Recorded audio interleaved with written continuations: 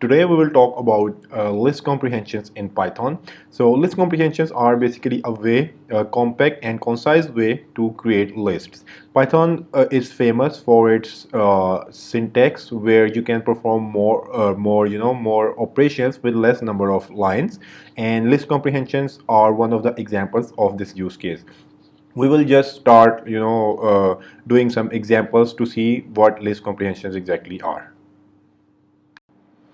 Let's say you have a list. Let's say you have a list with some numbers in it. So I will just add some numbers in this list, 12 and 1, right? And what you need to do is you need to write a code where you take power of 2 for each number and then store that number in another list. So let's say I will create another empty list where I will store my results. So to create an empty list, you just use these square brackets. So let's say I want to take power of each element in this list, right? So what I will do is basically I will write a for loop where I will iterate over the whole list, and then I will store a number where I will take power of 2 for this number. So in Python, if you want to take power of some number, you will use double static. So this is one static. This is used for if you want to multiply some number with some number. So if I write one static, item will be multiplied by 2. But if I want to take power, then I will write this. So this is basically whatever the number is. Let's say this is 2. So this will be 2 raised to power 2, which will be equal to 4. So this is how you take power of numbers in Python. And after that, I will store this result in my new list, and I will say L2.append num, right? And now after the loop ends, L2 list will all these numbers which will be the power of 2, right? So let's start, let's run this code, and yeah, see, so 2 power to 4, 4 power to 16, 3 power to 9, and so on and so forth, right? So this is basically how you will write this code, right? This is how you will solve this problem. Well, there is another way to solve this problem, which is list comprehension. So basically, whenever you see that you are running a loop, and inside that loop or after the loop you expect to do something with the list, right? So in this case we had empty list, and after the end of this loop we wanted to fill this list with some numbers, right? So in this case, whenever you want your output as list, you should consider using list comprehensions. So I will do the same. I will achieve the same thing with list comprehensions.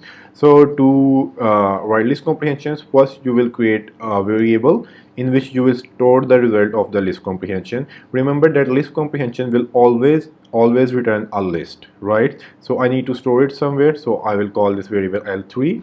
And to write list comprehension, first you will write square brackets, and inside this we will write the code which will be our list comprehension. So basically list comprehension works as a loop, but it is a very small compact syntax to achieve the same thing. So initially I will add this same statement which I use for writing the loop inside this list comprehension, right? So okay, so this is the first step. The second step is what I want to do with this item in every iteration. So like we saw here before, that in this case for each item I want it to take the power of 2 for that item. So I want to do the same in this case, right? So in case of for loops, whatever code we want to run inside the loop, we write it inside the block of the for loop, which is indented with one tab, right? So in this case, the code I want to run inside each iteration will come here before the for keyword. So what I want to do is I want to take the power of the number with 2. So basically this is what I want to do with the element in each iteration, right?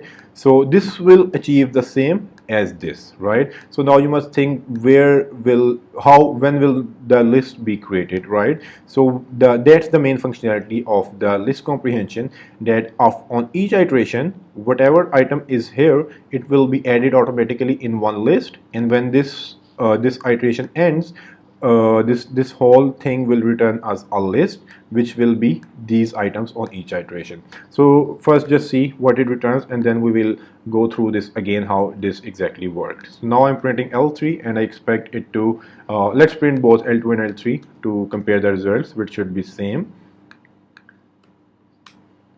So see here, the results are same for L2 and L3. So now we will revisit how actually this list comprehension worked. So let's summarize what we just did. So this is our list comprehension, and it must have all for loop syntax here inside this inside these square brackets. So this is my for loop syntax, right? So this is same as in for loop. So what it will do is it will iterate over this container, which is list in this case. It can be tuple also, or yeah. So in each iteration, this item will have the item from this container, like in the for loop. So in first iteration, this item will have 2, then it will have the value 4, then 3, and so on and so forth, and it will exit when it will be done iterating over all the elements of this list, just as same as in for loops. The difference is in for loop we needed to have a separate block to do something with the elements of this container, like this, but in the case of list comprehensions, we do not want to have any container or any block. We can do whatever we want to do with these items at the same line, and what we want to do with this item, we will write that statement before the fourth keyword. So there is a one restriction that we can of course write a single statement here, but inside the loop we can have multiple statements. So you can judge by your experience that whether the list comprehension can be used in your case or not. So in this case, list comprehension could be used, so we used it here. So first, this item will contain 2, and this code will run for the item. So what we did is we took the power of 2 for this item. So this statement produced 4, because 2 power 2 is 4. Then again the next iteration ran. So in next iteration, item has the value 4, right? So then again this code ran for that item, and it produced the result 4 power 2 16. So this will run until it will be done with all the elements, and in each iteration, whatever the result was produced by this statement, it was being appended behind the scenes in a list, right? So Python was doing it for us. We did not have to do anything like this. Like in for loop, we had to append in the list manually, but in the case of list comprehension, Python will do this for us behind the scenes.